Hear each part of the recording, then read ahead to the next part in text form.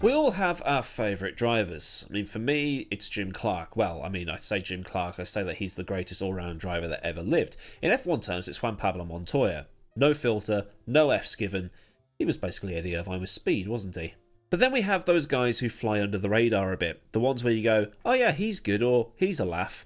The likes of Scott McLaughlin, who, ironically, has the word laugh in his name. When the IndyCar fans were raving about him, I'm sat here thinking, well, I tried to tell you. And in a more Formula 1 capacity, the likes of Heinz-Harald Frentzen, Mika Hakkinen, David Coulthard, Petter Solberg, okay, he's rally, but, you know, I'm just naming guys from my childhood at this point. Oh no, I'm becoming a nostalgic race fan. But another driver who was the type that we all seem to like because of his cheeky chappy personality and the fact that he was always so close but at the same time so far, was a young man from Frome in Somerset who had come into Formula 1 at the turn of the century and would have to keep chipping away until everything came right for him. That man is Jenson Button. And the event where it all happened is the 2006 Hungarian Grand Prix. Like I said, Jenson came into Formula 1 as the new British driver in the early 2000s, 2000 to be precise, and he had just turned 20 years old.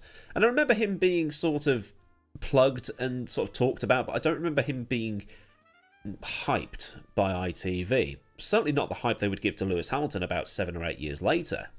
And it wasn't an easy run into Formula 1 either, given that Jenson was so young when he signed for Williams after impressing Ron Dennis and Alain Prost.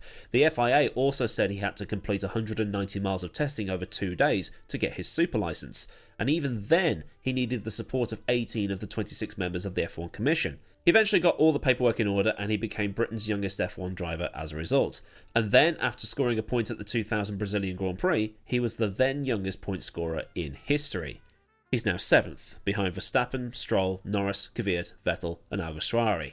After being Frank Williams' stopgap through 2000 because he was just there until Juan Pablo Montoya could come in 2001, Jenson went on a 2-year loan to Benetton, which was run by Flavio Briatore. But the problem was, Jenson wasn't one of Flavio's guys, in that if Flavio liked you, you were cool. If he didn't like you, then, well, you're a bit out of luck. The 2001 Benetton was also a dog, because, primarily, it didn't have power steering. And it was underpowered. And there was the whole playboy tag that Flavio probably didn't like either. So with an absolute shed of a Benetton and a slump in form, this led to Briatore saying either he shows he's super good or he leaves the top echelon of drivers. Formula 1, basically. After the poor 2001 season, Benetton became Renault in 2002, and Jenson changed everything around to try and help his form. He became fitter, he got more acquainted with teammates, he shifted a shoulder problem he had, and he bonded more with his engineers, as well as dumping his management. Briatore still thought Button was a lazy playboy and only time would tell if he was wrong, before dropping Fernando Alonso in the 2003 seat to replace him. So for 2003, JB was off to Brackley and BAR, later Honda, where his relationship with Jacques Villeneuve didn't get off to the best of starts. Villeneuve said Button should be in a boy band, yeah, because JV's album did so well, and ended up having a decent opening to the 2003 season, with 8 points in the first 6 races, with a 4th at Austria. The downer on the season was the non-start at Monaco due to being involved in a massive shunt at the chicane, but he finished 9th in that season, with 17 points. Villeneuve was 16th with 6, and lost his seat to Takuma Sato. 2004, though, would be BAR's best season on record, a season, though, utterly dominated by Schumacher and Ferrari. Button would get 9 podiums over the course of that season, and every race he finished would be in the points. 85 points overall plus the 34 scored by Sato meant that BAR would be second in the Constructors' Championship. Not bad for a Playboy boy band member. Despite a contract dispute that went through 2004, Jenson still had BAR's support for 2005, although the results didn't necessarily get any better, chief among which being that the aero rules that had come in for 2005 had not been interpreted well by BAR and, well, it just didn't work. And there's the whole being banned for 2 races thing because of illegal fuel hacks, but that's a story for another day. But despite this, he got a pole in Montreal and then got 2 podiums, finishing the season with consistent points finishes. Then there was another contract dispute. Saying that though, with the talk of doing that Grand Prix 4 season if Senna survived, there's probably a way of doing a season where people are at teams they were speculated to run at, so a 1997 season where Damon's at McLaren, or a 2006 season where JB is back at Williams, or even Hamilton at Williams because Frank tried to nab him but BMW said, no, we want a German driver. So we're now into 2006. Honda has completed the takeover of BAR and it's now an all Honda operation. So Honda is pumping in more money, the car gets better, which is good for Jenson because he thought that he was getting better as a driver, but the cars were getting progressively worse. But at least now he had something he liked. And the season was going okay. It wasn't amazing, but still an improvement on 2005. 4th, 3rd, pole at Australia, a couple more points finishes, but then a bit of a mid-season slump. 4th again at Germany, but for this season, like the previous season, podiums were a collector's item. But everything would change at the Hungarian Grand Prix. So that's the background out of the way, just to kind of put it into perspective as to how JB's career was going up to this point. Going into this race, all the talk was of the Alonso and Schumacher show at the front, with Fernando leading the championship 100 points to 89, and there was a lot of controversy in the air because Renault had just had the mass dampers banned by the FIA. There was further controversy afoot when, in practice, Alonso was given 2 seconds added to his qualifying times because of an altercation he'd had with Red Bull driver and later sex toy salesman Robert Dornbos. And I swear I'm not making that up. Already seething from the mass damper saga, Briatore, the head of Renault, accused the FIA of giving a leg up to Ferrari, saying that the referees are doing the winning and not the players, and that the mass dampers had been banned because another team had tried to copy it but messed it up. Schumacher then blew any advantage he had from Alonso's misfortune by scoring an own goal of his own. The red flags were shown in practice due to Button's Honda breaking down, so Schumacher was given the same penalty as Alonso, which was seen as being controversial because, under the letters of the rules set out by motorsport, overtaking under red flags is considered more dangerous than overtaking under yellows, which is what Alonso was pinged for. Raikkonen, meanwhile, just told them to cope harder. You break the rules, you get punished. That's racing, he said, but a bit more monotone than that. Schumacher was also surprised to get that penalty. Whether he was surprised to get a penalty or the penalty that Alonso had got remains to be seen. With Schumacher and Alonso out of the picture, it was Raikkonen that would take pole ahead of Massa and the 2 Hondas of Barrichello and Button, but Jenson would be dumped down to 14th for an unscheduled engine change that warranted a 10-place grid drop, which helped Schumacher out. Alonso, meanwhile, was 15th because of his penalties. The race start, for the first time ever in Hungary, was wet. All the grids started on the intermediates except for Barrichello, who had taken the full wets. Raikkonen converted the pole position while Massa dropped down to 7th. Schumacher managed to go from 11th to 6th in one corner, while Alonso started to make his way up the field too, and both cars would be 4th and 6th by the end of the first lap. The Michelin tyres were proving to be much better in these conditions. Alonso passed Fisichella on lap 2 while Button cleared Coulthard. Such were the conditions and the way Schumacher and Alonso were able to scythe through everybody. Raikkonen had an 8/10th gap to Barrichello, but the gap was another 3 seconds back to Della Rosa. The beginning of lap 3, Alonso was 1.5 behind Schumacher, but the gap had evaporated completely by the time they reached the chicane. 1.5 seconds in half a lap. Tyre wars for you. In an attempt to keep Alonso at bay, who tried to go around the outside of the second last corner, Schumacher squeezed him into the pit exit, but Alonso kept his car there, trying to muscle by. Such was the difference between the Bridgestone and Michelin tyres. Raikkonen was 4 seconds a lap faster than Michael. But on lap 4, Alonso went around the outside of turn 5, the long right-hander just before the chicane, if you know your tracks. It was the first time all season the two had gone wheel to wheel, and probably Alonso's big Spanish middle finger for what Michael did at the pit lane entry. Alonso just went in a bid to chase down Rubens and Pedro, while Schumacher suffered on his Bridgestone intermediates. In the middle of all this squabbling, Jenson had got up to 5th ahead of Fisichella and was now chasing down Schumacher, and he took the position at the start of the next lap. Such was the shock of it all, James Allen and Anthony Davidson on ITV thought it was Massa he'd overtaken instead. So Jenson up to 4th, Michael starting to tumble. The rain started to fall harder around lap 8, and on lap 16, Fisichella had managed to get past Schumacher, or at least get in a position where he could overtake Schumacher, because Alonso had made it look so easy, but Fisichella was really struggling. But as Fisichella went round the outside of turn 1, Schumacher overcorrected on a damp patch and ended up taking off the entire left-hand side of his front wing. Alonso, thanks to Raikkonen pitting, had now taken the lead and was putting laps on the back markers by lap 18. The rain was continuing to fall, and while intermediates was still the tyre to be on, those who were on older tyres were struggling, as Fizzy and Rosberg both spun off.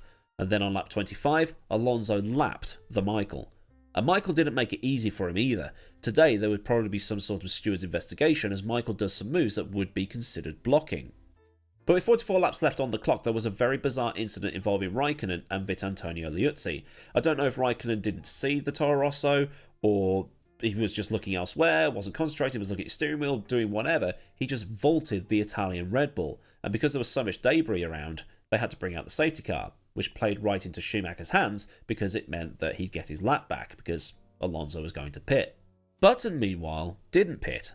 In the mess of pit stops, he climbed up to second but would still need to pit later on for fuel and tyres. He had pitted off strategy earlier on, so maybe that had something to do with it.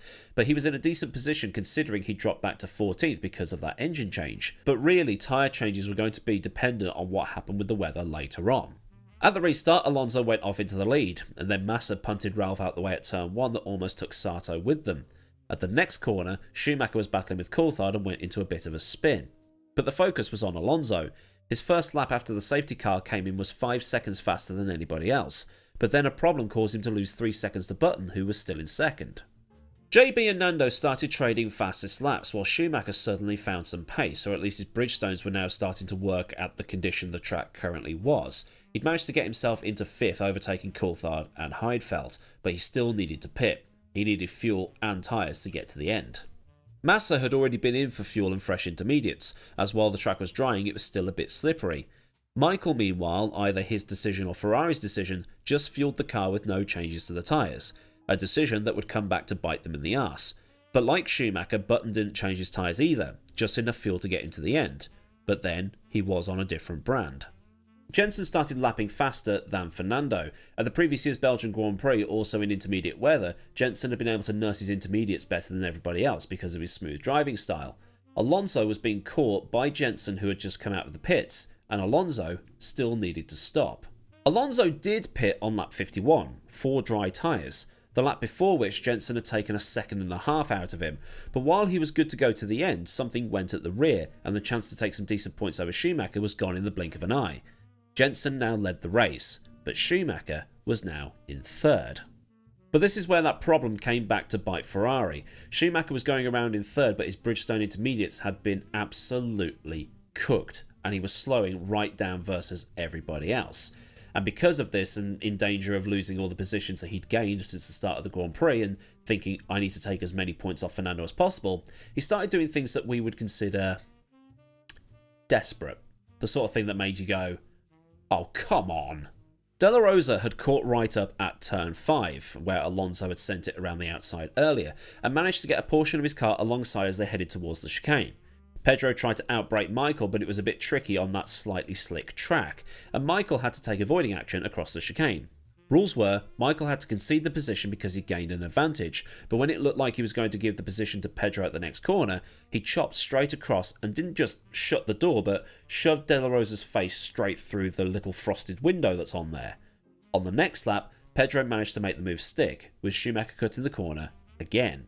But his day wasn't done yet, because on the next lap, Heusinkveld tried the same thing that De La Rosa had done, but the angle of it all is quite iffy because there weren't 997 4K cameras dotted around the track, so you only see the sort of rear suspension camera of Schumacher's car. But what I think happened is that Heusinkveld lobbed it up the inside, but there was contact made, which broke Schumacher's suspension, and that was it. He was done. He was out. Both the championship contenders not scoring any points, it seemed. And when he pulled into the pits, you can see it on the TV cameras, the intermediates, they're baked. Completely gone. This then left Jenson free to come round and finish the last couple of laps. The excitement in James Allen's voice was genuine, something not heard since Murray Walker. In fact, it's probably more excited and genuine and passionate than that ending of the Brazilian Grand Prix 2 years later. Let's hope the floodgates open now for Jenson Button, as they did for Nigel Mansell and for Damon Hill before him, because here, in his 113th Grand Prix start, he's proved the critics wrong. They said he might never win a Grand Prix. He's done it. Jenson Button wins the Hungarian Grand Prix. Get in there. It was the longest time a British driver had gone without winning. John Button, his dad, was an emotional wreck who could only muster the words, "the boy done good," and it was also Honda's first win as a constructor since John Surtees won the 1967 Italian Grand Prix. Also the first win for a non-European constructor since Jody Scheckter won for Wolf, a Canadian registered team, at Motorsport in Canada in 1977. Alonso's car dying did help him, but as Keith Collantine said, he never spun or banged wheels with anybody in that race. He beat Barrichello, a wet weather specialist and proven Grand Prix winner, who started 11 places ahead of him, and on a day when none of the top 6 in the standings scored points, he was rock solid and unflappable. Well, there is one further piece of controversy which is completely unwarranted. Kubica was disqualified for having an underweight car, which some at the time thought was a bit convenient because it meant that Massa and Schumacher got bumped up a position each. Massa into 7th and Schumacher into 8th, which some thought was a bit funny given that a car that didn't even finish the race somehow scored points. But if the car is underweight, the car is underweight.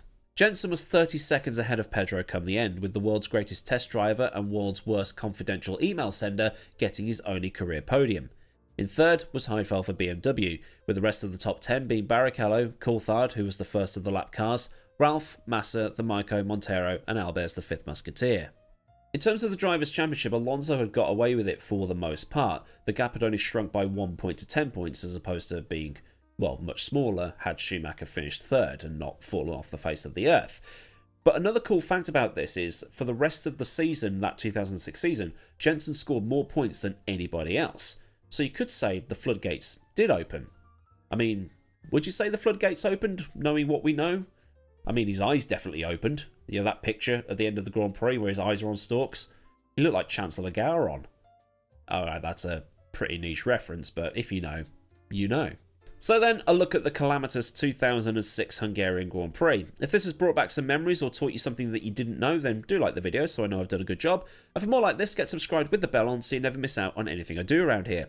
Massive thanks as ever to the channel members and patrons of Patreon for the support, and if you want to help support me on a more personal level, you can do so by following the link in the description to Patreon, where there's links to Discord and socials. And the super thanks and membership join buttons are under the video if you want to do that.